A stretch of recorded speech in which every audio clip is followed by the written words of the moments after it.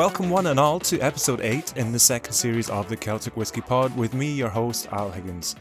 Now, in the last 20 years, whisky has gone from being distilled in just a handful of countries to becoming a truly global product.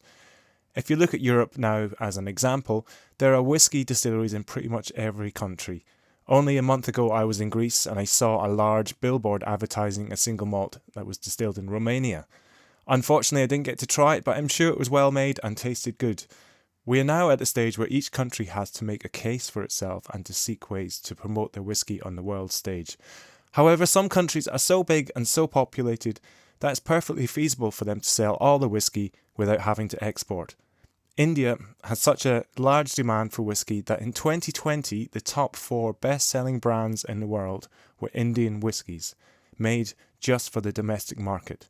It's an insane fact to consider that 4 brands that are not sold in Europe, America or many other markets all outsold whiskies such as Johnnie Walker, Jameson or Jack Daniels. Further down the list of the top 25 selling whiskies included many other brands also made for sale in India. But what is most interesting is that most Indian whiskies are an alcohol romantically named IMFL. This stands for Indian-made foreign liquor, essentially Indian spirits that are made in homage to foreign whiskies, rums and gins, etc. These can be made from a mixture of ingredients and often include molasses, and they are distilled to become highly rectified neutral alcohol before being flavoured, coloured or aged. Despite the prevalence of IMFL and the huge domestic market, there are of course high quality whiskies being made for export. Amrut Distillery has been a trailblazer for years, but more recently Paul John single malt whisky has been creating some exceptional whiskies and winning literally hundreds of awards for them.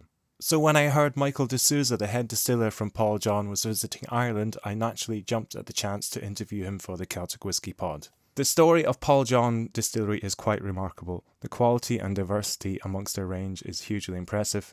All of this despite none of their whiskies carrying age statements. The hot and humid climate means that their casks reach maturity approximately 4 times faster than those in Western Europe, so in effect age statements become far less relevant.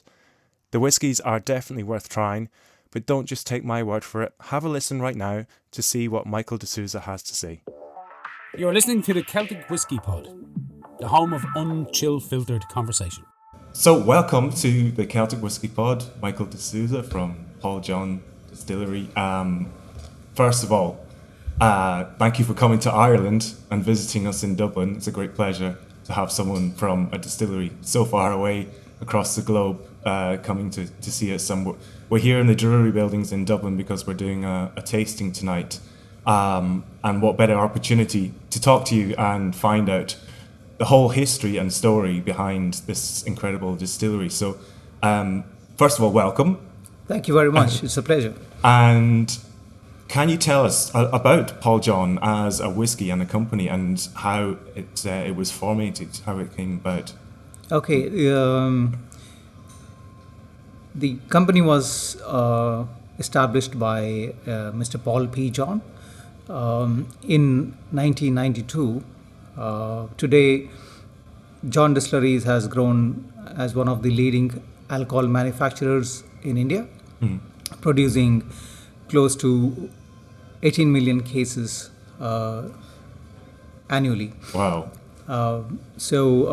Until 2006, we were predominantly producing blended whiskies. In India, we have something called IMFL. I heard about that. That is called as Indian-made foreign liquor. Yeah. So for this, we generally use extra neutral alcohol made out of either molasses or grain. Yeah. It's a seasonal. Whenever you have sugarcane crushing, you get more molasses-based alcohol. Okay. Otherwise, it is made out of grain. So out of this, you can produce, so-called whiskey, brandy, rum, gin, or whatever it is. You're allowed to add color and flavors. So this does not come under any regulations. But we have something called proper whiskey, wherein we have to meet all the international regulations. Yeah. So until 2006, Mr. Paul John, he was into blended whiskies, and we are India's 4th largest. and one of our flagship sells close to 1.5 million cases every month. Wow. And this is one of the top 5 alcobev product in the world. Yeah. In terms of volumes. In 2006, he decided to set up his distillery on the western coast of India, place called Goa. The reason he chose Goa because, as you know, to produce quality liquid, you need quality water. Okay. So Goa is known for quality water. Right. So he decided to set up his distillery in Goa. And also Goa has its own history. Goa was a Portuguese colony and it's a touristic destination. And you have your own story to tell. Yeah, I think if anyone goes to visit India, they always absolutely come back raving about Goa and the beach and the food and everything. Yeah. Correct. So, he chose me to set up the entire distillery operations, so from setting up the distillery to the warehouses, ultimately making whiskey. Yeah. It took two long years for him to complete the entire state-of-art distillery, including a couple of warehouses. Well, that's quite quick, really, though, isn't it? Yes, 2 years. In India, we have a lot of manpower. Yeah. So in 2009, we started our first distillation. Again, Paul John is made out of 100% Indian grain. Yeah. So we started sourcing our grain from Rajasthan, and we started distilling our single malt. Again, when as I said, we have to follow the international regulations. To be called as a single malt, the liquid has to be matured for minimum of 3 years. Yeah. So we could only bottle our first expression in 2012. So as far as my experience goes, I joined John Distilleries. I'm there from the inception. I joined John Distilleries in 1993. I started working as an intern. I started working under a couple of blenders. Then in 1999, I got a chance to work in a distillery. So that was for the first time I started working at a distiller. Yeah. So the distillation fascinated me. I continued my work at the distillery and after couple of years, I became the main in charge of the distillery. Great. And was that working with continuous stills to begin with? Yes, in India, most of the distilleries are continuous distillations. Yeah. We have column distillation systems. Nowadays it is more advanced. We distill under vacuum. This allows the spirit to be more purified. Yeah. It becomes more neutral. And in a way we produce good vodkas. Yeah. Because it is pure. It is out of all the congeners. So in 2009 I started distilling single malt. Then I become the head distiller for Paul John. Yeah. That is my. I can imagine setting up a distillery in India has its own challenges, especially when we're talking about pot stills and sort of the type of equipment that might not be used for continuous distillation. So for a start, did you get the pot stills made in Scotland like a lot of companies do and get them shipped over? Or how did the whole thing come about? Okay, what many people don't know about Indian whiskey industry is before Paul John and Amrut, we had 20 odd distilleries already making single malts. Oh wow! Yeah. For some reason, they were unable to produce quality liquid. Yeah. They were unknown. Yeah. What was happening was they were producing single malts, but they were using the liquid for blending purposes. Many other distillers or bottlers, they used to buy the liquid for the blending purpose. The first time the Indian single malt came into picture when Amrut won the world's third best whiskey in 2010. Yeah. Until then, Indian single malt wasn't known for many people. So we have a history of making whiskies in India. As far as my experience goes, I did not have any prior experience before 2009. So me and Mr. Paul, we went to Scotland for some few months, few days, to look around and understand how the whiskey is made there, because we wanted to make proper whiskey. What we realized is, after coming back, we had to start everything from scratch, because not only the environment was different, even the ingredient that we were going to use was different. Okay. The equipment we supposed to buy would have been different. Yeah. So everything was different. So we had to again go back to do our homework. So I went to a couple of other distilleries and just to see what wrong things they were doing. Yeah. So so I found out a couple of things they were not doing right, that the Scottish people were doing right.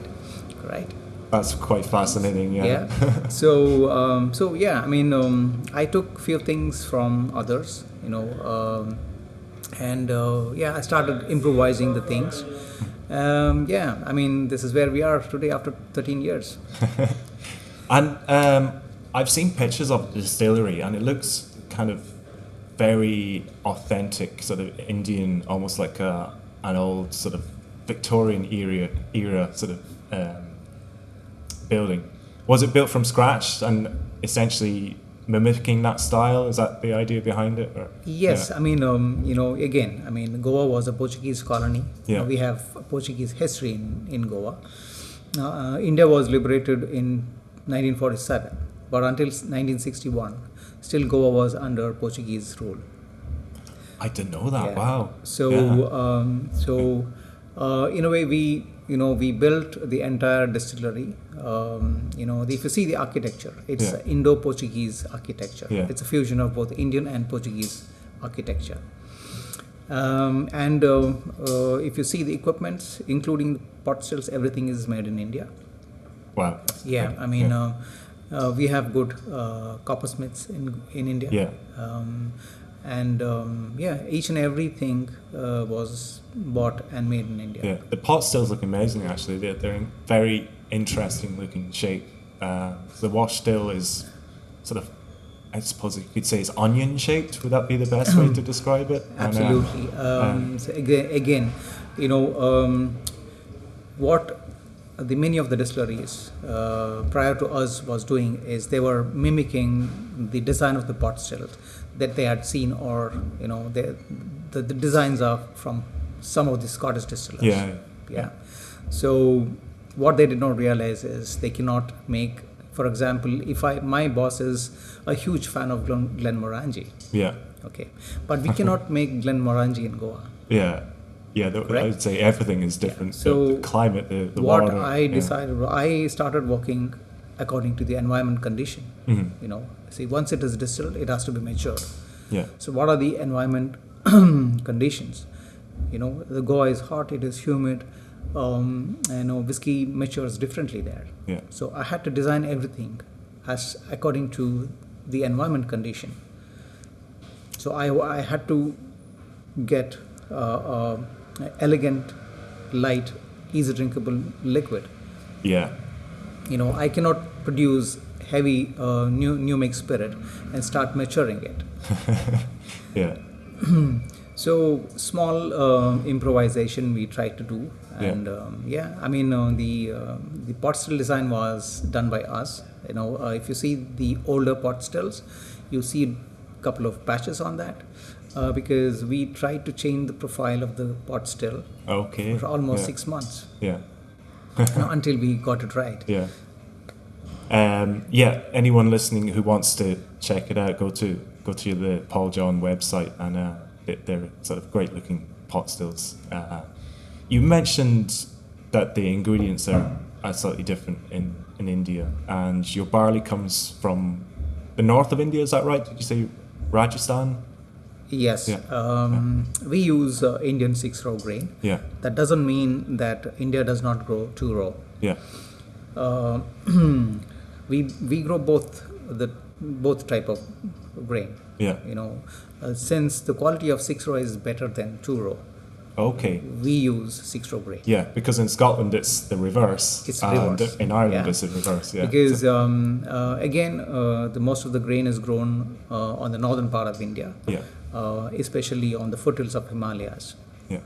where the weather is more conducive to grow barley. To grow barley, during the sowing it has to be cold. You need a lot of water. During the summer it has to be hot and dry. So the northern part is more conducive for this. Yeah. And none of the distilleries have got their own malting facility. We all depend on private malting companies. So most of the malting companies are situated around Delhi.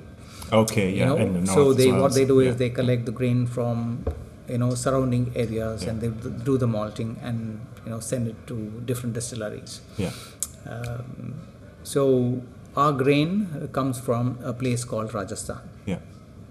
And this is again on the northern part of India. So we source our 100% barley from Rajasthan. Yeah. And when it comes to actually making the whiskey, I gather the actual profile of that grain must be different to what's grown in Scotland as 2-row barley. You'd have a higher protein content, Yes. would you? Comparatively, 6-row is slightly different than 2-row. Yeah. So talking about the physical appearance, the 6-row is smaller than the 2-row. Mm-hmm. This makes the husk to grain ratio more, means the husk is higher than the grain. Yeah. So when you talk about higher amount of husk contains tannins. So tannin also imparts certain flavors. Yeah.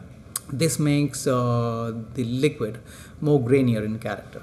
Okay. Yeah. Another main difference is the Indian grain or the 6-row contains more protein, so and less of carbohydrate. Yeah. This makes the yield, comparatively we get lesser yield.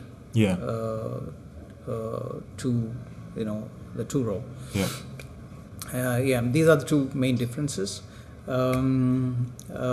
Since you have lesser carbohydrate, the overall ABV of new make spirit is not more than 63 to 64%. Yeah. So we need not water it down before we fill the casks. Okay, so it goes straight into the For barrel. example, some That's of the right. distillers in Scotland or in other cooler regions where they use 2-row, their ABV goes up to 68%, wherein they have to dilute to bring the ABV down to 65 or below that, before it goes inside the cask. Even more so in Ireland, actually, where you're looking at triple distillation. Triple distillation, yes.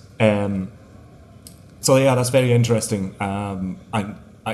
I'd say the fermentations and the mashing and all those processes are slightly different. As the single malt is mix of the science and art. Yeah. The mashing is more of a science. I think we adopt the same traditional method. We have mashed in to process 2 tons per batch. Yeah. We use 6-row grain again. Our grist ratio is it's a very standard one. We use 10, 20 and 70. Then once the mashing is done, we collect around 12,000 liters of sweet wort. Mm-hmm. Then it is taken into the wash wax or the fermenters. We have steel fermenters, and we use dry yeast. Yeah. Before the pitching, we do the inoculation in order to propagate it. We propagate it and we add it.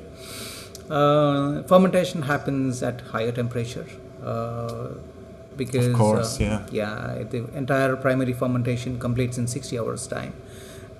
Fermentation happens again at in between 27 to 30 degrees. Yeah. So I would say it's quite rapid. So what we are doing is, we are trying to produce more esters. Yeah. So higher ester, more Softer fruitier, flavour, yeah. more fruitier Yeah. the wash becomes. So once the primary fermentation is completed, we allow the wash to rest for a couple of more hours, 10 to 15 hours. So during this period, the wash gets infected because you have natural bacteria in the atmosphere. Yeah. So bacteria will take over the wash, and some more good congeners will develop. Yeah.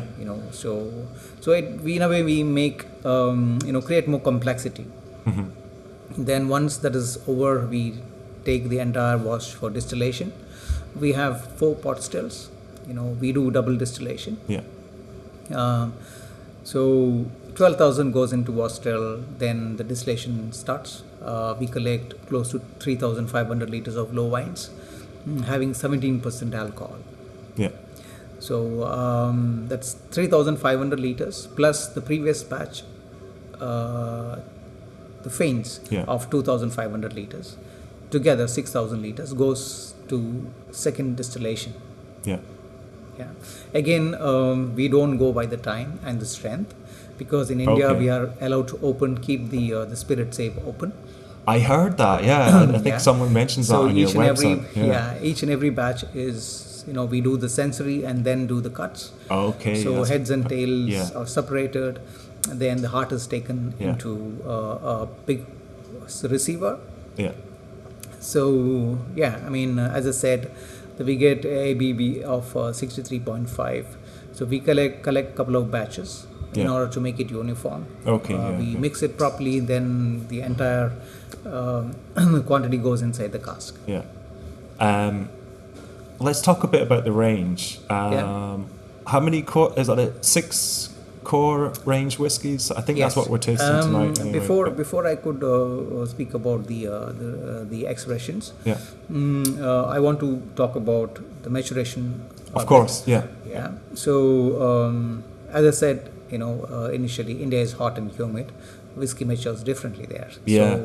So in order to make sure our whiskeys doesn't become too woodier, we selected ex-bourbon casks to start with. Okay. So today we have close to 25,000 casks. Out of 25,000, 90% of the inventory is ex-bourbon. Then the rest is alternative casks such as virgin oak, Spanish wine cask, Portuguese wine casks. Yeah. Again, we produce 2 different types of liquids. One is peated, the other one is non-peated. Yeah. You know that, right? So out of these 2 liquids, we create different expressions because we don't have age statement. Yeah. India is, hot, and 1 year of extraction is equivalent to 4 years of extraction in the colder regions. I know. It so we always me say one year in India is equivalent to 4 years in Scotland. It amazes me that no one in Ireland or Scotland are looking at heated warehouses, to accelerate aging. So it's. So we create different expressions. Yeah. So we have close to 5 different categories. Mm-hmm. We have something called entry level. It's a young whiskey. It's just 3 years old, chill filtered, bottled at 40%. It's called Nirvana. So Nirvana is for those who are in transition from blended whiskies to single malt. Okay, so it's an introduction. Yes. India is one of the leading alcohol consuming country in the world. Mm-hmm. Most of the people consume whiskey. Out of that, 80% I would say is blended whiskies. Yeah. There are many reasons for this. One of the main reason is awareness. Yeah. Correct. So many people think single malt is expensive, and also they think it is more potent or much stronger. What they don't realize is most of the blended whiskies are chill filtered and bottled at 40%, whereas single malt normally you find it above 46%. Yeah. Correct. So they don't look at the label. So always they think the blended whiskies are more softer, Yeah, and more palatable. Would most people be drinking with ice in India, given the sort of climate? Yeah, again, as said, I wouldn't. I think there is no right way or wrong way to consume whiskey. Yeah. India is hot, so people prefer to have tall drinks. Yeah, yeah. People use ginger ale. People use soda. People use water or ice. But now the culture is changing. Yeah. Mainly because of the social media. Yeah. People are getting to know about the other products, how people drink. People are traveling now, so they see how other people are consuming alcohol, so they're learning. So yeah, as I said, Nirvana is for those who are in transition from single malt to blended, from blended whiskey to single malt. Then we have something called flagships. In flagships we have three different expressions: brilliance, edited, and bold. Brilliance is unpeated. Edited is with a hint of peat, whereas bold is completely peated. Okay. All are bottled above 46%. Yeah. That means these are non-chill filtered whiskies. Okay. Ages in between 5 to 6 years. All are from ex-bourbon casks. Then comes select cask ranges. In select casks we have 2 each from ex-bourbon, Spanish wine, and Portuguese wine casks. Oh, great. Yeah. Yeah, but all are bottled above 48%. Yeah. These are cherry-picked casks. We don't vat more than 50 casks in a year. Okay. Yeah. Then we have some of the special releases. The first of these special release is a Zodiac series. We are releasing a series of Indian Zodiac series. The first one was Kanya, that is Virgo in English. Okay, right. Was from the ex-bourbon cask, Yeah. a 7-year-old whiskey that had won the best Asian whiskey in 2018. Then came Mithuna. Mithuna is for Gemini. It's called as Gemini because the whiskey was initially matured in virgin oak for 4 years. Yeah. Later transferred into ex-bourbon cask for 2 years. Yeah. And this went on to become the third best whiskey in the world in 2021. Wow. So the third one is in the line now. After that, we started a tradition of releasing a small batch during Christmas. Oh yes, This tradition started in 2018.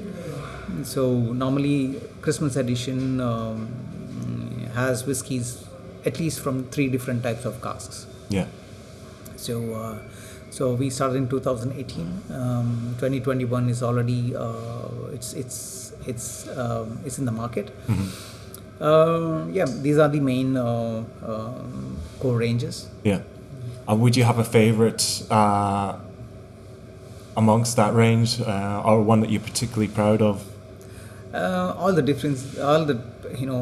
a way, we made whiskies for all the palate. Yeah. All the whiskies are different. Personally speaking, I like whiskies from ex-bourbon casks. Yeah. I'm a huge fan of something called Classic. It's one of the select casks from ex-bourbon. I love cask strength whiskies, so it is bottled at 55. So I always prefer Classic over other expressions. Yeah. It's amazing how people's tastes change over time, and I love speaking to people about how their tastes in whiskey change, because mine changes all the time.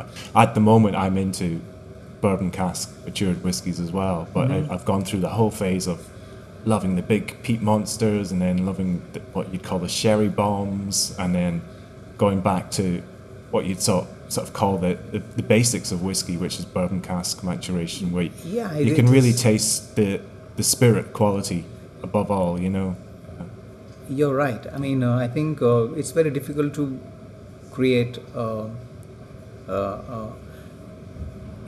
good quality unpeated whiskey. Yeah.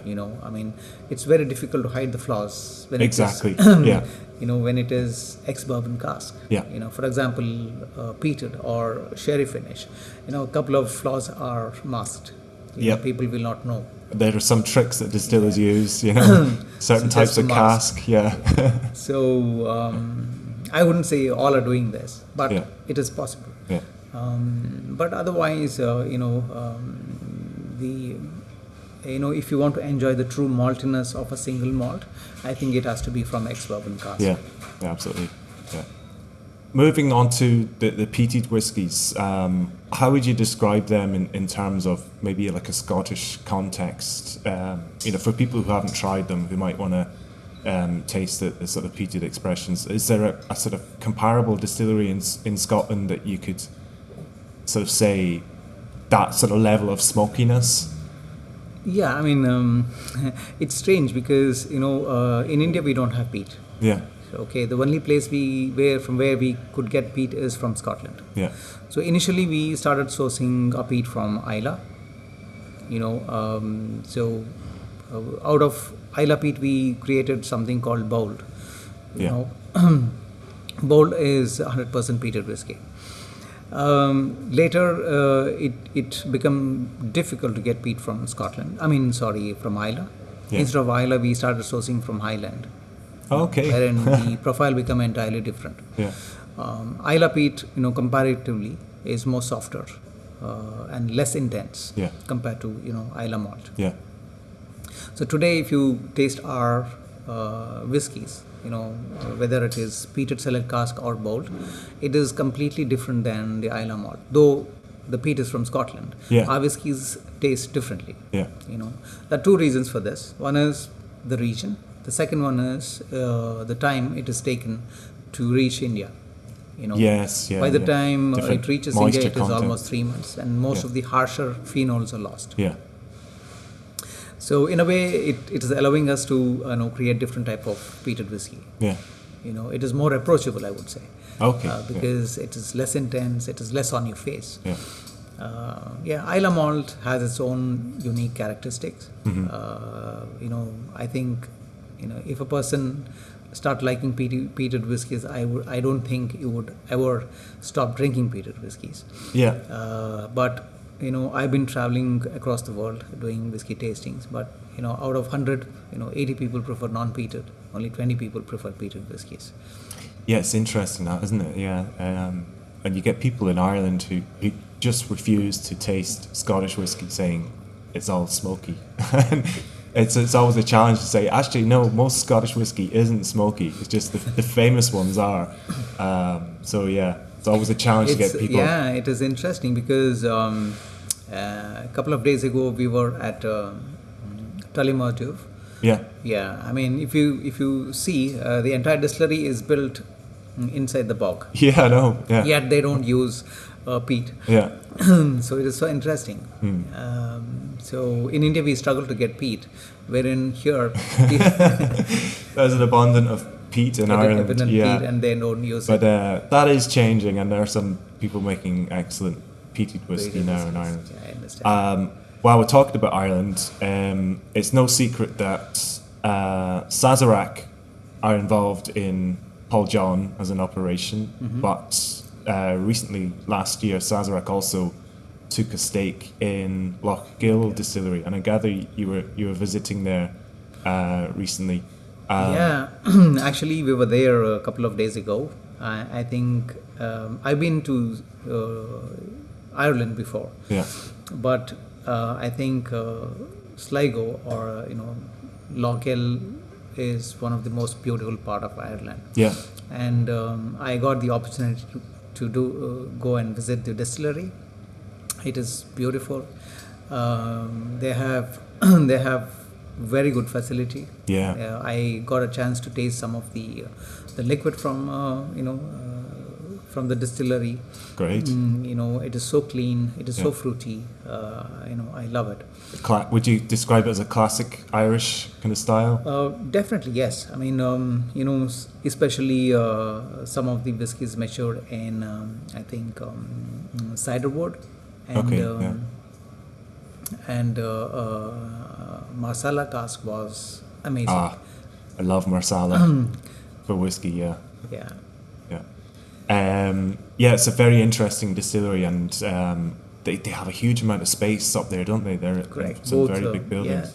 Yeah. Both Oliver and Helen, they are fantastic people. Very enthusiastic. Very So they are doing best to create some of the world class whiskies. Yeah.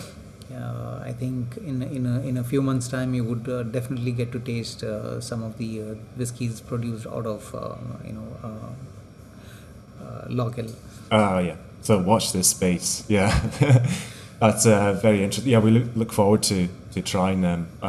It's always exciting to see these new distilleries come of age and to taste their first whiskies. It's an entire whiskey industry itself is very fascinating. Yeah, This is one of the reasons I got into whiskey making. Moving so fast in Ireland at the moment, it's crazy. It's not only in Ireland. If you see, since the time we launched our single malts, a couple of more guys have already released their single malts. Yeah. So I think over a period of time, you would see another at least 5 different labels coming out of India. I think. So surely, you will have Indian categories soon. Yeah. And I mean, going back to India, the single malt market, I think you kind of hinted that it's still really taking off in India, with most people drinking blends. In terms of where you sell your whiskey, is it predominantly in India, or are you selling more in Europe and beyond? Yeah, different producers use different strategies. Yeah. For example, Paul John, in 2012, actually our whiskies were released in England and Scotland. Yeah. We had our release in London and Edinburgh. Until 2015, our whiskies were not available in India. Okay. Yeah, so only after 2015 we made our whiskies available for Indian market. But other distillers, they straight away they have released their single malts in India and abroad also. So yeah, I mean today, I mean there is a demand for Indian single malts within India. Yeah. As you know, we have large population, people. The buying capacity has increased. Yeah. So they don't. They're not afraid to spend their money on expensive whiskies. Yeah. So yeah, I mean, I think this is the right time for others to release their single malts as well. Sure. Today we have close to 5 distilleries selling their single malts in India. Yeah. And the production from Paul John, is that all single malt, all bottled as single malt? It doesn't go into any of the Paul John company blends? No, yeah. I mean, out of, say, we produce close to 1.5 million liters annually, Yeah. So first, second and third fills goes for Paul John single malts. Yeah. Anything above third fill goes for our premium blended whiskies. Okay. Yeah. Yeah, we have a couple of premium blended whiskies. These whiskies are sold in Europe and Japan, and also in India. Yeah. So, yes, it's not only for Paul John single malts. Yeah. So classic style distillery as you'd find in Scotland, I suppose. Yeah. What does the future hold? Is the distillery working? I assume it's at full capacity, and yes, we work 24/7, 365 days. Unfortunately, we have run out of liquid, so we started allocating now. Okay. Already we have started the expansion work. So we are adding 4 more pot stills in order to double the capacity. Yeah. So from 2024, we would be producing close to 3 million liters every year. Yeah. Yes. So it's a big success story then, for that such a small sort of timeline. Yes, I mean, for I would say 13 to 15 years is a long time, because everyday whiskey changes in India. Yeah. It's so quick, so you don't have much time to think. Yeah. I mean, our whiskies are well received across the world. Absolutely. Today we are present in 48 different countries. Yeah. and duty-free travel retails. And also we have a great opportunity to expand the market, but unfortunately we don't have enough liquid. So we have to wait for another couple of years before we think of expanding. Yeah. And you mentioned awards there. The distillery has won so many awards. It's unbelievable. I think is it 300 international awards at this stage? Yes, I mean till date we have won more than 300 international awards. That's incredible. Yeah, I mean awards are great. Yeah. But for me as a maker, I think when somebody comes and appreciates and tells that he liked our whiskies, I think that is a much bigger reward. Oh yeah, yeah. It must give you a bit of a confidence boost, though. Yes. So, yeah. Yeah. Well, congratulations on those awards, and thanks for coming to Ireland and for spreading the love about Paul John single malts. I'm very much looking forward to trying some of them tonight. Thank you very much. Michael D'Souza, thank you for joining me on the Celtic Whisky Pod. Thank you. Thank you for inviting me. Cheers. Thank you. You're listening to the Celtic Whisky Pod, the home of unchill filtered conversation. With the risk of sounding like a broken record, I have to say that Paul John Distillery makes some excellent whiskey, so get out there and buy a bottle. It was a pleasure to talk to Michael about the whiskies and the distillery. Look out for them on the International Whisky Awards, where they all seem to do well. Many thanks to Michael, to Steve Harbort and High Spirits, and also to the Drury Buildings for hosting us for the interview. I hope you liked this episode of the Celtic Whisky Pod. If you did, then why not spread the word by posting about it on your social media. I'll be back, of course, with another episode soon. Until then, sláinte and goodbye.